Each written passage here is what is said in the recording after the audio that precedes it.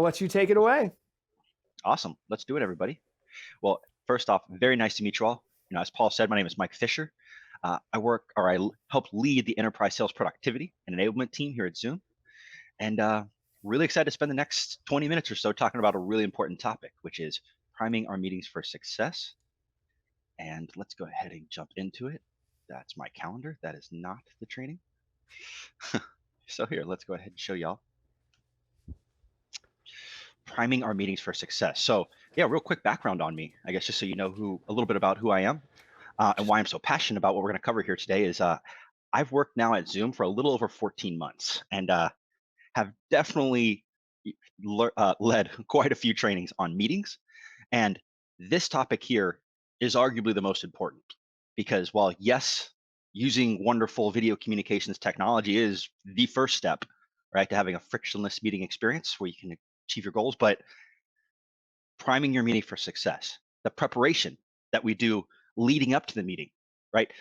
That is the key to genuinely driving an outstanding meeting experience and ultimately an awesome customer experience if you're customer facing, right? So let's get into it, right? So because a lot of things have changed, not just over the last couple of years, but even the last couple of months, right? And especially what we're seeing now, the data shows us that by the year 2025, right, over 70% of the workforce will be made up of Gen Z and millennials, right? And when you survey these folks, what we hear consistently is things like 91% of them say technology influences their job choice among similar offers, right? 90% prefer to choose their work location, right? And 80% want to work with cutting edge technology. What we're consistently seeing, especially now in today's remote environment, is the importance of saving time, right? Time is the most precious commodity we have now, right? And that's what we're seeing consistently is the importance of making sure that, especially when it comes to things like meetings, we have our agenda, we have our outcome, we have our goals, and everyone's aligned on it. So we're maximizing our time, right? And we're avoiding things like, hey, we've all been here where we're just going to keep holding meetings so we can figure out why we're not getting work done, right? Or another one of my favorites is, hey, this 2-hour meeting was almost as productive as a single well-written email, right? Or hey, last one, holding meetings, are you lonely? You can hold a meeting, right? You'll get to see people, show charts, point with a stick. Actually, we don't get to point with a stick nowadays, but here, I'll do this. I'll use, here's how we point now in the pandemic, so we get to use our little fancy annotation here, all right? Point being though, meetings can have a bad reputation of being the practical alternative to work, right? These are examples of meetings that have not been primed for success, right? So what we want to do in order to solve this problem is really all about caring, right? And that's the acronym we came up with. And caring is all about, here, let me get them all out there. What's caring, right? In order to prime our meetings for success, prior to even having the meeting, of course, we've got to know the types of personalities of the people that are going to be attending. We can't keep doing these cookie cutter, one size fits all meetings. Everybody who attends is different. Everyone has different motivations, and it's important to understand that prior to even putting together the agenda, because that takes us to the next point of align. Once we know the types of personalities who are attending our meetings, we got to align the agenda to them, their personalities, and their goals. Best way to make sure we're doing this effectively is after we've crafted that agenda that's tailored to the personality, is go ahead and reach out in advance, right? Send that agenda to these folks prior to attending the meeting and just say, ask them one simple question. In the interest of your time, because we care about maximizing your time, we want to make sure that the agenda we're putting together here is a 10 out of 10 in terms of the use of your time. Do you feel that the agenda I've attached here hits the mark there? If not, you are welcome to edit or change anything above here, right? Sending out an email like that with the agenda to any of your attendees. And I know I have a strong sales background, but I am not just talking about sales. Let's be clear. This is how we maximize the impact of all meetings, is reaching out to those folks, making sure that we're aligned with what it is they're trying to accomplish. And the last part is absolutely not the least part. And this is something that's, especially with technology and everything going remote now, the human element of empathy. This is what's the most important part of priming a meeting for success. People have to genuinely feel you care. And seriously, it can't be, they have to feel it, because you actually do have to care. It can't be fake. You can't fake empathy, or it's really hard to fake empathy, right? This is really about like the whole reason, why are we meeting? We're genuinely trying to help people. That should typically be the goal. How are we helping? Right? And from my sales background, how can I help? It's probably one of the most powerful lines you can ask in sales. And hey, even as a husband for 4 years here with a 2-year-old son, hey, asking your wife or your spouse, how can I help? Also powerful. Again, showing empathy, showing you caring. So let's talk about priming. Let's make sure, since we're talking about priming meetings for success, want to make sure we're all clear on priming. And actually, here's the dictionary definition of it. We're gonna skip past 1. Let's just look over here at number 2 here. That's really where we're at. Right? This is the definition of priming we're going to talk about here today and cover briefly. Right? Priming is all about preparing someone for a situation or a task. It's typically by supplying them with relevant information. Right? That's all priming a meeting is for success, right? The work we do before with the attendees to make sure that when we all show up, we'll all align on what the outcomes are, and we all get to work together as one big team, even if we're not part of the same company. Cool. So how do we do this? Oops. Let's go ahead and exit out of that. Great. So the platinum rule. This is key for priming a meeting for success, and it goes into the personalities we talked about. Many of us grew up learning about the golden rule, which is to treat others the way you want to be treated. I am telling you right now, when it comes to meetings, that is absolutely not correct. With meetings, in order to prime them for success, it's all about the platinum rule. The platinum rule is to treat others how they want to be treated, right? Because we all have different personality types. And if I'm going around treating everybody the way I want to be treated, I'm very extroverted, as y'all could probably pick up already. Hey, that could be very intimidating to an introverted person who's maybe much more analytical, right? That's why we got to know our audience to make sure, again, we're crafting our messaging and our agenda to them and not just to how we like to consume information, right? So checking personalities, right? I mean, here's the easiest way to do this, because I'm not going to take y'all through a Myers-Briggs personality test or anything like that, but it's very simple. You can, if you group up all the personalities, you can really split them into 2.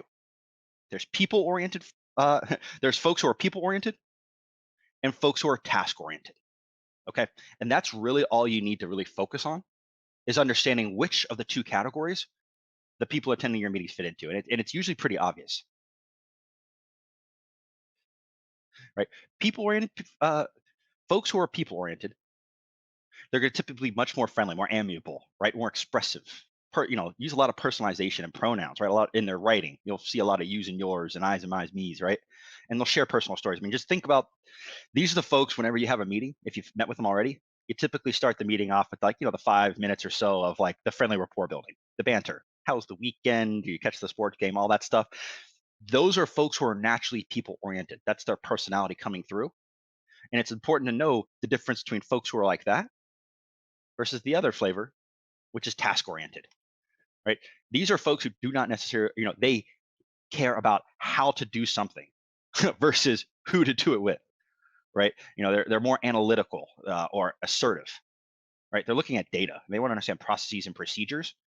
And a lot of the times you'll see this in meetings, right? Where you get the folks who are rapport building and they're trying to build rapport, and the task-oriented folks are going, you're wasting my time. And as we started off in the very beginning of this, time is the most important and most precious commodity we have nowadays. So that's why we got to make sure we're maximizing it, especially during meetings, in order to be able to make sure we're going to achieve our goals here. So this is what a task-oriented person looks like, or personality type looks like. Cool. So we've talked about the different personality types. And again, there's a lot of different personality types that fall under the people-oriented or the task-oriented. But at the end of the day, that's what matters to us, to you, when you're scheduling a meeting or trying to prime a meeting for success, just understanding those, because now, once you know the personality, we're going to put together an agenda. And we always want to tailor the agenda to the people who are attending. And the best way to do that is to make sure we're taking into consideration their personality types. Right? So if I'm going to put together an agenda, and it's not just the agenda, it's really all the communication that we do prior to the meeting to make sure that we are totally aligned and to totally make sure that they understand the expectations of the meeting. To do that, though, in the agenda, not just in the subject, but in the body as well, in our communications, with task-oriented folks, focus on data, focus on facts. That's what they want to know, how to do something, right? Not versus who to do it with. To share stats and percentages and specific use cases and results. I mean, again, these are the types of things we can do to prime our meetings for success. if we're going to be meeting with task-oriented folks, is including this type of information, right, in the agenda, in the presentation we're showing up with, in the information we're sending in advance to make sure that the task-oriented person feels that this meeting is going to be a 10 out of 10. So people-oriented. Again, if we're going to put together an agenda for someone like this, and I keep showing LeBron over here, right? I mean, you can see what a great teammate this guy is. He's got a lot of love for people. When we're meeting with folks like that, hey, the trick is in the agenda and in the description and in the content we're producing for them and sharing prior to the meeting to prime them for success. The more we can use their words or terms, right? Key things we've heard them say prior that we know resonate with them because they said it. That's the type of stuff that really primes the meeting for success. If you can go ahead and stick that in the subject of your meeting or incorporate into the agenda, right? How we're going to help them be able to move the needle on the metrics that they use to measure success. We'll provide them with success stories and case studies of other companies just like them in their industry, right? And allow them to meet with them, have references or, anything, these types of things that allow you the agenda to help with the rapport building and to help with the storytelling. That's the other thing. People-oriented folks really love storytelling, and that's what you're seeing here. References, use cases, success stories. We're weaving in, we're personalizing it by using their words or the terms they've used previous. It makes it feel more the whole energy of the meeting and leading up to it. Man, you are priming these people to really get excited to meet with you and to review your content. The last one here, I don't want to skip over that. It's important too. People-oriented folks, you can usually start priming meetings for success by starting to weave in inside jokes. Seriously, if someone like cracked a joke in one of your previous meetings or said something that everyone laughed at, I'm making up right now on the spot, freestyling here, but like, hey, maybe like in the next meeting invite, you send that person, hey, maybe you can send them like an emoji or something, put it in the invite or in the agenda that correlates to that inside joke they all made. I mean, things like that really make a big difference in today's remote world with how we prime people-oriented folks for success in meeting with them.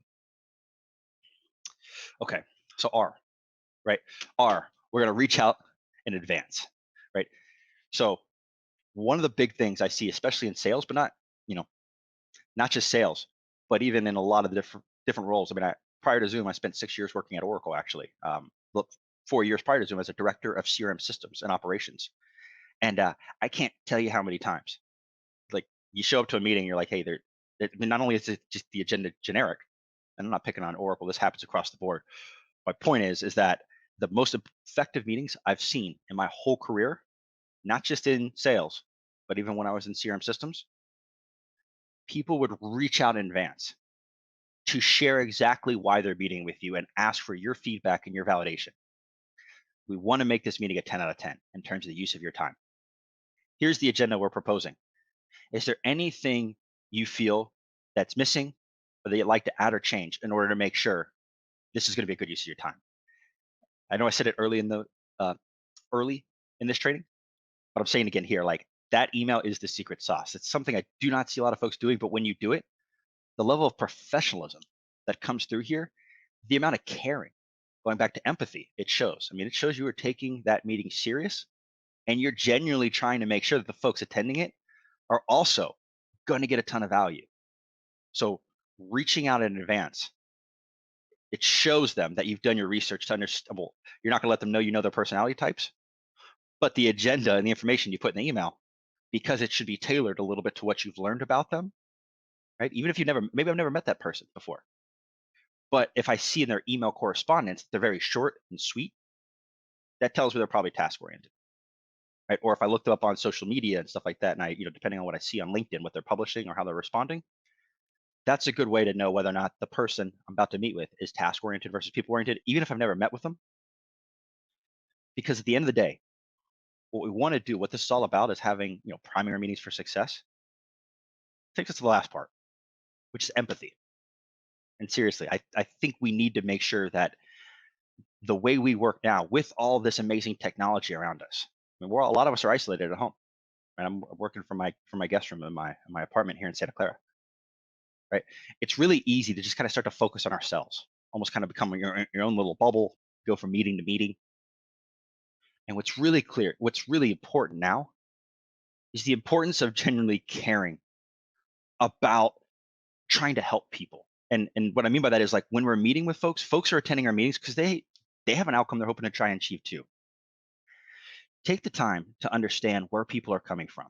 You know, they say walk a mile in their shoes, but like it's just understand the folks who are attending. Hey, what organization are they in? What metrics do they use to measure success?